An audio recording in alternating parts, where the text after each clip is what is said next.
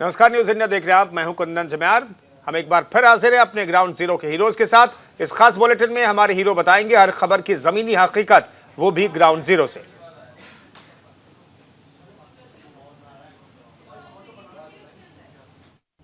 Highlight तो नहीं। हाँ, क्या हुआ था भैया? मैं दुकान पे से सामान लेने आए थे कस्टमर।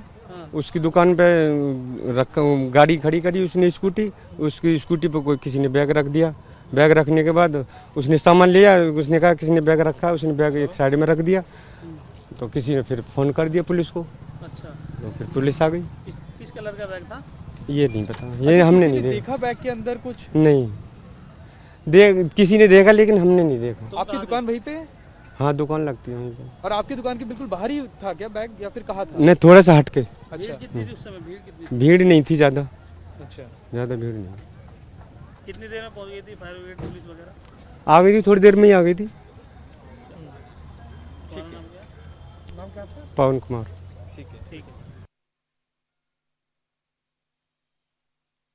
राजधानी दिल्ली को आज दिल्ली सरकार ने एक नया सौगात दिया है। 100 जो बसें हैं सीएनजी, उनको आज दिल्ली की सड़कों पर हरी झंडी दिखा करके रवाना किया गया। इन बसों की अपनी अलग विशेषताएं हैं, क्योंकि इससे पहले भी आपने डीटीसी का सफ़र किया होगा, लेकिन अब ये सफ़र बेहद सुरक्षित होगा। सुरक्षित क्यों होगा? नई तकनीक क्या होगी? आइए आपको बताते हैं कि किस तरीके से जब आप बस में आएंगे तो आपको किस तरीके की तकनीक मिलेगी। देखिए, यहाँ पर एक मॉनिटर लगाया हुआ है और ड्राइविंग सीट के बिल्कुल जस्ट सामने है। ये किस लिए है, आप लोगों को कुछ बताया है? नहीं बताया सर, अभी जानकारी नहीं दी गई है। और बात करें, इसमें पैनिक बटन होगा हर 2 सीट छोड़ करके। देखिए, इस तरीके के जो बटन लगे हुए हैं। तो कई चीज़ें जो हैं यहाँ पे खास है। हम समझते हैं कि इसमें किस तरीके से यात्री अगर सफ़र करता है तो उसको क्या क्या सुविधाएं मिलेंगी। ये बताइए, क्या क्या सहूलियतें इस बस में हैं? सुरक्षा के लिहाज से हम देख रहे हैं काफ़ी सारी इसमें चीज़ें जो हैं ईजाद की हुई हैं। सर, एक तो ये यात्रियों की सुविधा के लिए पैनिक स्विच लगाए गए हैं। अगर कुछ भी इमरजेंसी होती है तो आप ये स्विच दबाएंगे तो सीधी कंप्लेंट उस पर सर्वेलेंस पर जाएगी, जिससे कि कुछ भी अगर असुविधा होती है तो सवारी के लिए ये एक अच्छी चीज़ दी गई है सर इसमें। दूसरा सर, इसमें जीपीएस से लैस है गाड़ी। कुछ गाड़ी अगर कहीं गलत जगह पे भी चल रही है तो उसके बारे में भी इसमें पता चल जाएगा गाड़ी गलत। परिवहन विभाग मॉनिटर करता रहेगा कि बस किस लोकेशन से गुजर रही है। जी सर, बिल्कुल सर। इसके अलावा अक्सर हम देखते थे कि जब बसों में लोग यात्रा करते थे, उन्हें परेशानी होती थी, उनके सामान खो जाते थे, तो उसकी सीसीटीवी फुटेज या फिर उनका कोई आधार नहीं रहता था कि उनका सामान किसने लिया होगा। यहाँ पे हम देख रहे हैं सीसीटीवी फुटेज और लाइव स्ट्रीमिंग भी इसमें होगी। तो इस तरीके की व्यवस्था भी है? जी सर, 6 कैमरे लगे हैं सर गाड़ी में, जो कि आप इसमें हम स्टोरेज 15 दिन तक का स्टोरेज इसमें हम निकाल सकते हैं। अगर किसी का कोई भी सामान अगर गुम होता है तो मिल जाएगा। किसी का ऐसा नहीं कि सामान खोएगा, सब मिल जाएगा, ऐसी कोई वो नहीं है सर इसमें। बिल्कुल। तो ये अपनी इस बस में अलग अलग तरीके की जो तकनीक है उसका इस्तेमाल किया गया है। आने वाले दिनों में राजधानी की सड़कों पर इलेक्ट्रिसिटी बसें जो हैं वो भी देखने को मिलेंगी। दिल्ली के ट्रांसपोर्ट मंत्री कैलाश गहलोत ने बताया कि फरवरी के दूसरे सप्ताह में जो 50 बसों का एक लक्ष्य रखा गया है, जो कि इलेक्ट्रॉनिक बसें होंगी, उनको दिल्ली की सड़कों पर निकाला जाएगा। क्योंकि राजधानी दिल्ली के अंदर अगर बात करें तो बसें जो हैं, डीटीसी जो बसें हैं, वो दिल्ली की लाइफलाइन है और उसको इम्प्लीमेंट करने के लिए, उसमें बेहतर सुधार करने के लिए लगातार दिल्ली सरकार काम कर रही है। कैमरामैन उपेंद्र के साथ गौरव मिश्रा, न्यूज़ इंडिया, दिल्ली। हमारे साथ बात करने के लिए केंद्रीय मंत्री कौशल किशोर जी हैं। कौशल जी, अगर बात की जाए तो लगातार यूपी में दल बदल खेल चल रहा है। पहले स्वामी प्रसाद मौर्य, फिर दारा सिंह चौहान और कई विधायक जा रहे हैं। चुनाव से पहले ही बड़ी फूट, कैसे देखते हैं इसको? कोई असर पड़ने वाला नहीं।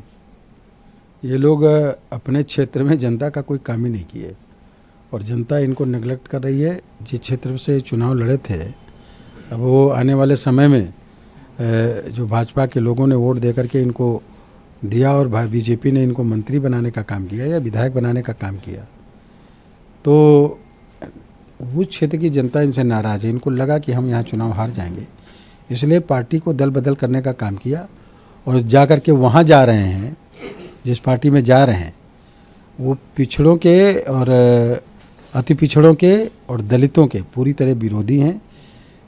अखिलेश यादव जी ने अपनी सरकार में 3 लाख से ऊपर के लोगों को, जो दलित समाज से थे, SC ST समाज से, उनको प्रमोशन में जो आरक्षण मिला था उन्होंने डिमोट कर दिया था उनको। तहसीलदार को बना दिया कानून को, इंस्पेक्टर को बना दिया सिपाही, एसडीएम को बना दिया तहसीलदार। इसका ज़बरदस्त आक्रोश है। आप देखे जाइएगा आने वाले समय में जो दलित समाज का वोट है वो बड़े पैमाने पर अब भाजपा को वोट मिलेगा और पिछड़े वर्ग का भी बड़े पैमाने पर वोट मिलेगा। मैं आपको बता दूं कि जब अखिलेश जी की सरकार थी उन्होंने कब्रें बनवाने की, कब्रों की, कब्रिस्तान की बाउंड्री खिंचाना पसंद किया, लेकिन मुस्लिम समाज के लोगों को ही अगर उतने पैसे का जो है दे देते आवाज़ तो मिल जाता। हमारी पार्टी ने उन लोगों को देने का काम किया। मुफ्त में राशन किसी को नहीं दिया। लड़कियों की शादी में विशेष संप्रदाय के लोगों को उन्होंने अलग से लड़कियों की शादी में पैसा दिया। एससी और बीसी की लड़कियों की शादी में पैसा नहीं दिया। स्कॉलर जो मिलता वजीफ़ा वो भी विशेष संप्रदाय के लोगों को देने का काम किया, अल्पसंख्यक समाज के उन लोगों को। लेकिन हमारे यहाँ इन लोगों को देने का काम एससी और बीसी से या वंचित समाज के लोग थे, उनको स्कॉलर देने का काम नहीं किया। तमाम बेचारे लोग जो है उनका जीरो फीस पे उनका एडमिशन हुआ, स्कॉलर नहीं आया, उनकी ज़िंदगी बेकार हो गई। वो कौन लोग थे? वो पिछड़े वर्ग के लोग, एससी एसटी के लोग, गरीब में वंचित वर्ग के लोग थे। इनको उस समय याद नहीं आया। खुद मुलायम सिंह जी एक उसमें बोलते हैं अपने एक एंकर से, जब वो सवाल पे सवाल एंकर करने लगते हैं तो बोल देते हैं कि मैं यादव हूँ। अरे आप मुख्यमंत्री रह चुके हो, आप एक पार्टी के राष्ट्रीय अध्यक्ष हो, पार्टी का नाम है समाजवादी पार्टी, और आप कह रहे हो मैं यादव हूँ। ये क्या मतलब होता है? आप अपनी जाति को रिप्रेजेंट कर रहे हो। आप पिछड़ा कह सकते थे, आप इंसान कह सकते थे। मैं मानव हूँ, मैं इंसान हूँ, ये नहीं बोल सकते थे। मैं पिछड़ा हूँ यही बोलते। आपने बोल दिया नहीं मैं यादव हूँ, तो मतलब बाकी लोगों से कोई मतलब नहीं, ना अपर कास्ट से, ना अन्य पिछड़े वर्ग से, ना एससी एसटी से। आप अपनी जाति को रिप्रेजेंट करने का काम कर रहे हो, और जो रिप्रेजेंट करने का काम कर रहे हैं उन्हीं के समाज के लोग उनसे नहीं है, क्योंकि वो जानते हैं कि जो अखिलेश यादव जी, अपने पिता मुलायम सिंह यादव जी ने जो उनको मुख्यमंत्री बनवाया, जब उनसे राष्ट्रीय अध्यक्ष पद छीन करके एक सभासद का टिकट देने की पावर छीन लिया, जब ये उनके नहीं हुए तो हमारे क्या होंगे? पर अगर बात की जाए तो स्वामी प्रसाद मौर्य ने एक ट्वीट भी किया है कि नाग रूपी आरएसएस और सांप रूपी भाजपा को स्वामी रूपी नेवला यूपी से खत्म करेगा। मुझे नहीं कहना चाहिए ये बात। जनता कह रही है कि जो लोग भाग रहे हैं पार्टी छोड़ के, वो आस्तीन के सांप निकले बीजेपी के।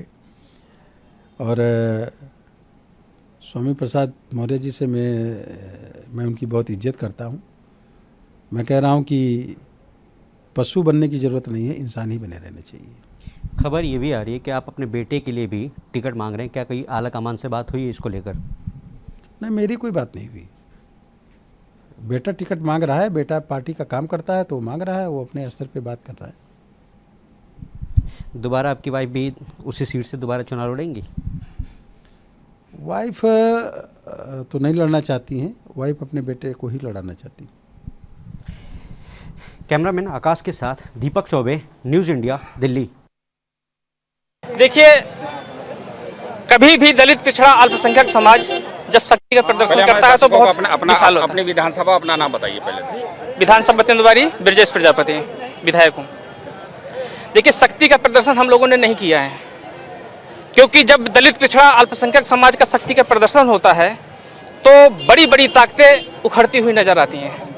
शक्ति के प्रदर्शन की शुरुआत हुई है, ट्रेलर है ये फिल्म। आप 10 तारीख को देखेंगे जब रिजल्ट आएगा। चुनाव आयोग ने कहा है कि इतना भीड़ को इकट्ठा नहीं है, 144 लागू है। इसके अलावा कोविड के नियम से, जैसा कि आपके राष्ट्रीय अध्यक्ष ने भी कहा अखिलेश जी ने कि कोविड नियमों का पालन करना चाहिए और सभी लोग करेंगे। उसके बावजूद भी आप यहाँ पर इस समय शक्ति प्रदर्शन कर रहे हैं। देखिए, जो भी पूरे प्रदेश से लोग आए हैं वो स्वतः से आए हैं, लाया नहीं गया है किसी को।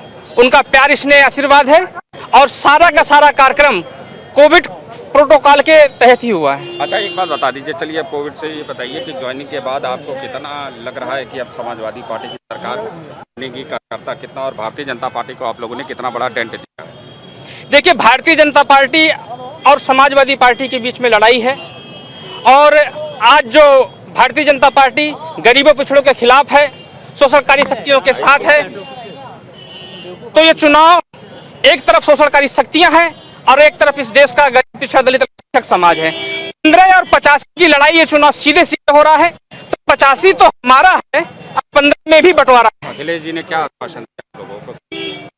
हम लोग सरकार बनने जा रहे हैं, यही बात महत्वपूर्ण है। में जहां एक तरफ कोरोना वायरस एक बार फिर से विकराल रूप धारण करके तेजी से पैर पसाकर आगे बढ़ रहा है, तो वहीं मुंबई के विभिन्न रेलवे स्टेशनों पर कुछ इसी प्रकार के नज़ारे जो हैं आपको इन दिनों देखने को मिलेंगे। जी हाँ, ये नज़ारा है मुंबई के छत्रपति शिवाजी महाराज टर्मिनस स्टेशन का, जो मुंबई का सबसे बेस्ट स्टेशन माना जाता है, मध्य रेलवे के अंतर्गत आता है। यहाँ पर आरपीएफ की तरफ से एसएमएस, जो एसएमएस आप भेजते हैं उसका फुल फॉर्म लिखा गया है। एसएमएस मतलब जिस तरीके से सैनिटाइजर, एम का मतलब मास्क और एस मतलब सोशल डिस्टेंसिंग, यानी जब तक दवाई नहीं तब तक ढिलाई नहीं, 2 गज की दूरी, मास्क है जरूरी। और इसी तरीके से मुंबई के विभिन्न रेलवे स्टेशनों पर जो आरपीएफ है, मुंबई आरपीएफ है, वो इसी तरह से लोगों को जागरूक कर रही है। जो भी यात्री यहाँ पर आते हैं, सीएसटी स्टेशन की बात करें तो उत्तर भारत की तकरीबन जो है सैकड़ों ट्रेनें इस वक्त इसी स्टेशन से होकर गुजरती है और यही आखिरी पड़ाव होता है। हम यहाँ पर जो आर.एस. चौधरी जो हैं,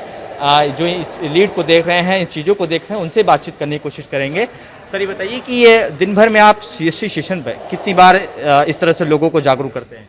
3 बार हर शिफ्ट में, जब भी शिफ्ट ड्यूटी बढ़ती है सभी को उधर इसमें प्लेटफार्म पर जागृत करने के लिए घुमाते हैं स्टाफ के साथ। सर इसमें सोशल डिस्टेंसिंग लिखा गया, लेकिन मुंबई शहर में सोशल डिस्टेंसिंग बहुत जैसे सपने जैसा है, क्योंकि बहुत भीड़ होती है, स्टेशन पे बहुत भीड़ होती है, खासकर लोकल ट्रेन में।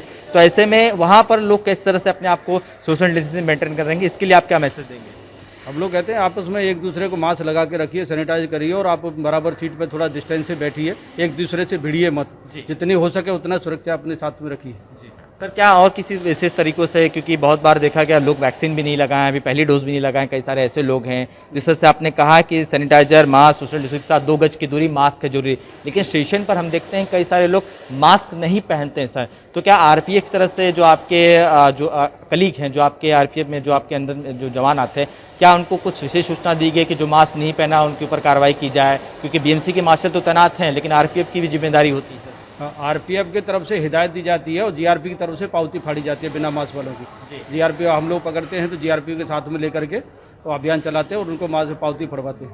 सर कुल कितने स्टेशनों पर ये चीज़ें चल रही हैं जो आरपीएफ जागरूकता अभियान किया है मुंबई मंडल में? कहाँ कहाँ मुख्यतः बड़े स्टेशनों पर कहाँ ये हो रहा है? मुंबई में मुंबई बीटी है, ये दादर है, कल्याण है, थाना है, एलटीटी है, ये सभी पनवेल है, ये बड़े स्टेशनों पर सभी जगह ये मुहिम चालू है। बहुत बहुत धन्यवाद। बिल्कुल साफ तौर पर जिस तरीके से आरपीएफ, जो railway police force, railway protection force कहा जाता है, जो मुंबई के सभी स्टेशनों पर तैनात होती है, उनको ये जिम्मा दिया गया है कि आप लोगों को जागरूक करिए और इसी तरीके से जागरूक किया जाता है। सोशल डिस्टेंसिंग, 2 गज की दूरी, मास्क है जरूरी, लेकिन फिर भी लोग भीड़ वाले इलाकों में जाते हैं और कोरोना के नियमों के जो सरकार द्वारा गाइडलाइन बनाई गई उसका उल्लंघन करते हैं। जिस तरीके से रेलवे में अब इसी तरह से मुहिम शुरू की गई है कि जो यात्री आते हैं उन्हें जागरूक किया जाए। अब देखना ये होगा किस तरीके से लोग इसे जागरूकता की तरफ से लेते हैं, क्योंकि मुंबई शहर में आंकड़े लगातार कोरोना वायरस के वो तेजी से पैर पसार इन दिनों बढ़ रहे हैं। कैमरा नवाज शेख के साथ Shubham Pandey, News India, Mumbai. Samajwadi Party के राष्ट्रीय उपाध्यक्ष इस समय हमारे साथ हैं किरणमय नंदा जी। पहले तो आज जो ज्वाइनिंग हुई है कितनी महत्वपूर्ण है, इस ज्वाइनिंग को मानते हैं? देखिए, ये जो ज्वाइनिंग आज हुआ इसमें पूरा हिंदुस्तान का जनता का पास एक मैसेज चला गया। ये 2022 चुनाव में उत्तर प्रदेश से भाजपा पूरी तरफ से साफ हो जाएंगे और समाजवादी पार्टी इतनी भारी बहुमत से सरकार बनाएंगे किसी का कल्पना नहीं होगा और अखिलेश यादव दूसरी बार मुख्यमंत्री बन जाएंगे और 2024 पूरा देश से भाजपा साफ हो जाएंगे। आज जिस तरह से आप देख रहे हैं तृणमूल कांग्रेस ने भी यहाँ पे 1 सीटों पर मांगी हुई है, उससे क्या ममता बनर्जी से कुछ बात हुई आपकी? नहीं, तृणमूल कांग्रेस आज ममता बनर्जी के साथ बात हुआ। तृणमूल कांग्रेस अभी तक कोई सीट नहीं मांगा। ममता बनर्जी पूरी तरफ से समर्थन दे दिया। वो समाजवादी पार्टी का प्रचार के लिए यहाँ पर आना चाहते हैं। पिछड़ा का जो वोट बैंक है उसको, जो पिछड़ों के वोट बैंक को जो सेंध लगाई है आज जो है स्वामी प्रसाद मौर्य ने और भी विधायक और मंत्री अभी जो जिस तरह से बता रहे हैं शामिल होने लग रहा है, अपने आप में कितना महत्वपूर्ण है? अभी देखिए और भी कितनी विधानसभा सदस्य भाजपा छोड़ के सपा में शामिल हो जाएंगे। अब इंतजार करिए, आपका सब पता चल जाएगा। वरिष्ठ है, क्या लगता है कि क्यों इतनी नाराजगी है लोगों की जो पार्टी छोड़कर जो है समाजवादी पार्टी में ज्वाइन कर रहे हैं? क्या किया 2017 चुनाव में पूरा जनता को धोखे दे के, जुमलाबाजी करके, झूठ बोल के इस सत्ता में आए थे भारतीय जनता पार्टी। इस जनता का इस बारे में जनता का अनुभव हुआ और जनता चाहते हैं, इंतजार करते हैं। चुनाव का आचार संहिता लागू हो जाएगा। पहले तो आंधी शुरू हो गया था, इस बार सुनामी शुरू हो गया। ये थे हमारे साथ समाजवादी पार्टी के वरिष्ठ नेता और पूर्व राज्यसभा सांसद राष्ट्रीय महासचिव जो किरण मनेंदा है, जो कि राष्ट्रीय उपाध्यक्ष हैं। और सबसे बड़ी बात यह है कि इन्होंने जिस तरह से कहा कि ममता बनर्जी का फ़ोन आया था, ममता बनर्जी से बाकायदे बात हुई है और उनका पूरा तरह से इस बार 2022 के चुनाव में समाजवादी पार्टी को समर्थन रहेगा। Abhinav Pandey, news India, Lucknow. Asia की सबसे बड़ी महानगर पालिका कही जाने वाली बृहन मुंबई महानगर पालिका के चुनाव के तारीखों का भले ही अभी ऐलान नहीं हुआ है, लेकिन महाराष्ट्र सरकार ने अभी से ही अपनी कमर कस ली है। जी हाँ, इस बार महाराष्ट्र सरकार की जो अंतर्गत आती है महानगर पालिका, बीएमसी ने एक ऐप लॉन्च किया है जिसका नाम रखा गया है चैटबैट। इस ऐप के जरिए आप ये पता कर सकते हैं मुंबई शहर में कि इस वक्त मुंबई में कौन से प्रोजेक्ट पर कितना काम हुआ है, इस वक्त कौन सा प्रोजेक्ट कब तक शुरू होगा और कब इस जो है ये कंप्लीट होकर मुंबई वासियों को मिलेगा। बता दें, मुंबई शहर में कोस्टल रोड के अलावा मुंबई मेट्रो जो अंडरग्राउंड की जो सुविधाएं शुरू हुई हैं वो कब तक बन कर तैयार होगा, इसे लेकर मुंबई वासियों के मन में काफ़ी दिनों से जो है वो जिज्ञासा है। लेकिन इस चैटबैट ऐप की जो शुरुआत है वो 14 जनवरी यानी मकर संक्रांति के पावन पर्व पर किया गया। कहीं न कहीं चुनाव की तारीखों का भले ही अभी ऐलान नहीं हुआ हो, लेकिन महाराष्ट्र सरकार मुंबई वासियों को लुभाने के लिए कोई भी कसर नहीं छोड़ेगी। इसी का नतीजा है कि चैटबैट का ऐप का जो उद्घाटन है वो आज से शुरू कर दिया गया है। अब इस ऐप के माध्यम से जो मुंबई वासी हैं वो ये पता कर पाएंगे कि मुंबई शहर में फिलहाल कौन सी प्रोजेक्ट पर सरकार जो है वो काम कर रही है, वो प्रोजेक्ट कब तक पूरा होगा, इसकी अवधि क्या होगी, इसकी डेट क्या होगी, इन सारी चीज़ों पर जो है अब सीधे जो मुंबई के लोग हैं वो इस ऐप के जरिए बीएमसी और महाराष्ट्र सरकार को पहुंच सकते हैं। अब देखना ये होगा कि इस ऐप के माध्यम से कितने लोग जो है बीएमसी से जुड़ते हैं और कहीं न कहीं क्या इसका फ़ायदा तमाम जो पॉलिटिकल पार्टियां हैं या बीएमसी को आने वाले चुनाव में मिलता है या नहीं, ये तो आने वाला वक्त ही बताएगा। कैमरा बादशाह के साथ शुभम पांडे, न्यूज़ इंडिया, मुंबई। के अंदर कोरोना के जैसे जैसे मामले बढ़ रहे हैं उसी तरीके से दिल्ली के अंदर पाबंदियां तो बढ़ रही हैं, लेकिन दिल्ली सरकार कह रही है कि दिल्ली के अस्पताल में तमाम सुविधाएं दी जा रही हैं।